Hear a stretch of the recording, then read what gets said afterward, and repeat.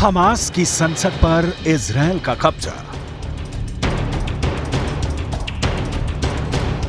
अगर अभी भी अरब देश जंग में हमास का साथ सही तरीके से थे तो हमास इजरायल को गाजा पट्टी में कड़ी टक्कर दे सकता है।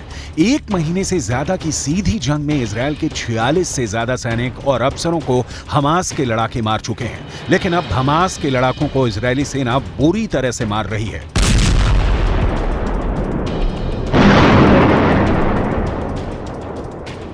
तस्वीरों के जरिए इजरायली सेना ने दावा किया है कि उसने हमास के संसद पर कब्जा कर लिया है, जिसमें कभी हमास के चीफ इस्माइल हानिया समेत टॉप के हमास नेता बैठा करते थे।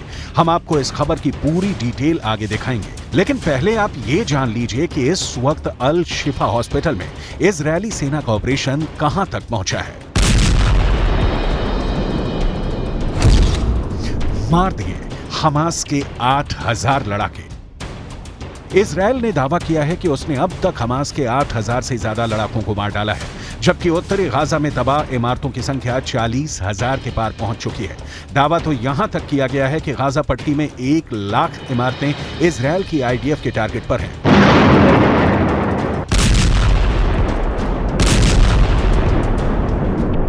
आईडीएफ के ऑपरेशन की ताजा तस्वीरों में साफ देखा जा सकता है कि इजरायली सेना ने गाजा पट्टी को कितनी बुरी तरह से रौंद डाला है।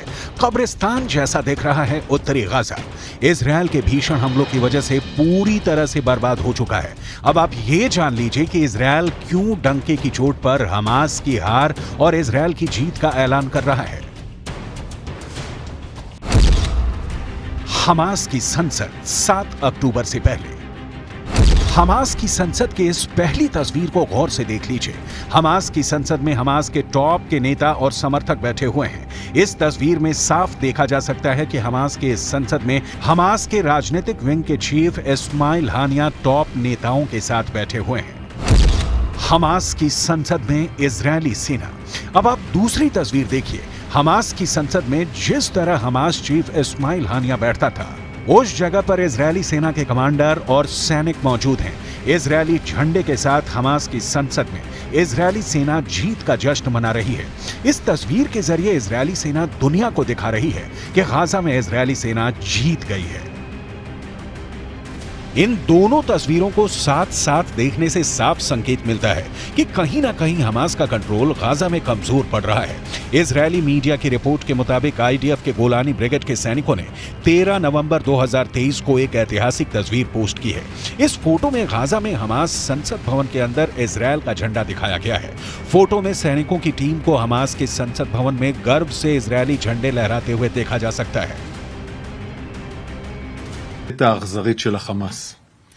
הרמטכ"ל וראש השב"כ נפגשו עם אורי ומשפחתה במפגש מרגש מאוד. החזרנו את אורי הביתה. חמאס מפעיל טרור פסיכולוגי נגדנו. הוא רוצה שנפיץ אותו, הוא רוצה להכאיב לנו. דווקא בגלל זה अरब देशों की गद्दारी हार रहा हमास। 27 देशों से बनी अरब लीग और 57 देशों से बना मुस्लिम मुल्कों का संगठन OIC जंग में हमास का साथ देने के दावे तो खूब किए, लेकिन ईरान और लेबनान को छोड़कर कोई भी मुस्लिम मुल्क हमास को सीधी मदद देने को तैयार नहीं हुआ। इधर दूसरी तरफ हमास के 45,000 लड़ाकों पर इजरायली सेना यमराज बनकर टूट पड़ी है। अकेले हमास के ही 65 से ज्यादा टॉप कमांडर मारे जा चुके हैं, जबकि हिजबुल्लाह के भी 80 के करीब लड़ाके लेबनान से लगती इजरायली सीमा पर मारे गए हैं। हमास की भयानक हार और गाजा की भीषण तबाही के लिए बहुत हद तक अरब देश जिम्मेदार हैं। अरबी मीडिया के अल अरबी अल जदीद की एक रिपोर्ट के मुताबिक हमास का साथ देने में 57 देशों से बना मुस्लिम मुल्कों का संगठन OIC बुरी तरह से फेल हुआ है। हैरानी की बात यह है कि गाजा में इजरायल के भीषण हमलों पर अरब देश मिलकर भी कोई कड़ा एक्शन नहीं ले पाए हैं। अरब मीडिया का दावा है कि जिन मुद्दों पर मतभेद थे उनमें इजरायल को हथियारों और गोला बारूद की सप्लाई के लिए अरब देशों में अमेरिका और बाकी सैन्य अड्डों के उपयोग पर रोक लगाना शामिल है। साथ ही इजरायल के साथ अरब राजनयिक, आर्थिक, सुरक्षा और सैन्य संबंधों पर रोक लगाना और दबाव बनाना भी शामिल था। लेकिन एक भी मुद्दे पर ओआईसी सख्त फैसला नहीं ले पाई। यहां तक कि इजरायली कब्जे का विरोध करने वाले संयुक्त बयान में शामिल होना चाहिए था, वो भी नहीं हुआ। इजरायल का गाजा पर कब्जे का विरोध करने पर जब वोटिंग हुई तो फिलिस्तीन, Syria, Algeria, Tunisia, Iraq, Lebanon, Kuwait, Qatar, Oman, Libya और यमन सहित 22 सदस्यीय निकाय के 11 अरब देशों ने या तो प्रस्ताव दिया या फिर उनका समर्थन किया, लेकिन 4 मुस्लिम देशों ने इसके विरोध में मतदान किया, जबकि कई अरब देश वोटिंग के वक्त अनुपस्थित रहे, जिनका खुलासा नहीं किया गया है। दावा किया जा रहा है कि सऊदी अरब ने इजरायली हमलों के खिलाफ वैसा सख्त एक्शन नहीं लिया है जैसी उम्मीद की गई थी। كما يقال أن هذه يعني قنبلة إنارة. هي ليست قنبلة إنارة تشاهدون، هي تشبه القذيفة. هذه مقذوفة تطلق من الطيران الحربي الصهيوني على الناس الآمنين داخل بيوتهم في منطقة الخليج الشرقي. अरब देशों की गद्दारी, हार रहा हमास। इधर हारता हमास अभी भी इजरायली सेना पर भीषण हमले कर रहा है। हमास के दावों के मुताबिक 160 से ज्यादा इजरायली ठिकानों को हमास तबाह कर चुका है। इन हमलों को देखते हुए कहा जा सकता है कि इजरायली सेना, इजरायली खुफिया एजेंसी मोसाद और बिन शेख हमास की ताकत और वॉर प्लान को समझने में बुरी तरह से फेल हुए हैं। 27 अक्टूबर से शुरू हुए दूसरे चरण के इजरायली हमले में दावा किया जा रहा था कि इजरायली सेना एक हफ्ते के अंदर उत्तरी गाजा से हमास के लड़ाकों का सफाया कर देगी, लेकिन अभी तक इजरायली सेना सिर्फ 600 के करीब सुरंगों को तबाह कर पाई है। इधर हमास ने फिर दावा किया है कि उसके लड़ाके इजरायली सेना को उत्तरी गाजा में हरा देंगे। आखिर हमास इतने बड़े दावे कैसे कर रहा है? कुछ खबरों में यहां तक दावा किया गया है कि हमास के लड़ाके इजरायली सेना की वर्दी पहनकर हमले कर रहे हैं।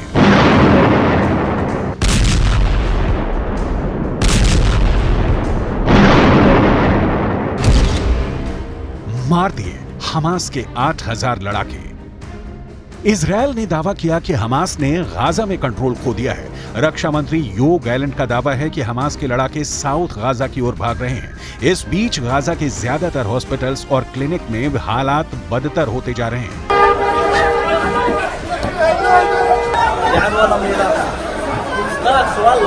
अल शिफा हॉस्पिटल के आसपास भीषण जंग चल रही है। कुछ हॉस्पिटल और मस्जिदों के बेसमेंट और सुरंगों में हमास के ऐसे ऐसे हथियार और वॉर प्लान मिले हैं जिसे देखकर इजरायली सेना हैरान रह गई।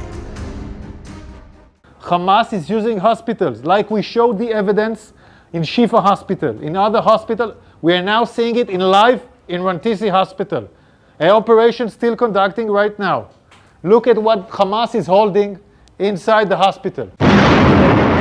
गाजा में जारी इजरायली कार्रवाई से भीषण तबाही और बर्बादी हो रही है। गाजा के सबसे बड़े अस्पताल अल शिफा के निदेशक मोहम्मद अबू सलमिया ने दावा किया कि 179 शवों को सामूहिक कब्र में दफनाया गया। इनमें आईसीयू में मरने वाले शिशुओं और दूसरे तरह के रोगियों के शव भी शामिल हैं। अस्पताल प्रशासन ने कहा कि पूरे परिसर में शव बिखरे हुए थे। वर्ल्ड हेल्थ ऑर्गेनाइजेशन के मुताबिक 7 अक्टूबर से अब तक 36 हेल्थ फैसिलिटीज जिसमें 22 हॉस्पिटल शामिल हैं, कुछ जंग में भारी नुकसान पहुंचा है। बड़े hospital Al Shifa, Al Nasser hospital, Rantisi hospital, Al Quds hospital, Al Ahli hospital में पावर सप्लाई नहीं होने से मरीजों के इलाज में दिक्कत हो रही है। इजरायली सेना इन हॉस्पिटल के नीचे बने हमास के कमांड सेंटर्स को निशाना बना रही है। सेना का दावा है कि हमास ने बच्चों के रंतीसी अस्पताल के नीचे अपने कमांड सेंटर में ही इजरायली बंधकों को कैद कर रखा था। सेना ने जब इस हॉस्पिटल पर कब्जा कर सर्च ऑपरेशन चलाया तो यहाँ की सुरंग में कुर्सी, रस्सी, हथियार, मोटरसाइकिल, गार्ड्स के लिए ड्यूटी चार्ट जैसे कई सामान बरामद हुए। इसके अलावा यहाँ मेकशिफ्ट टॉयलेट, किचन और वेंटिलेशन पाइप भी मौजूद थे। सेना ने बताया कि हमास की सुरंगों के दरवाजे बुलेट प्रूफ हैं और ये सुरंग अस्पताल के नीचे मौजूद है। मार दिए हमास के 8000 लड़ाके।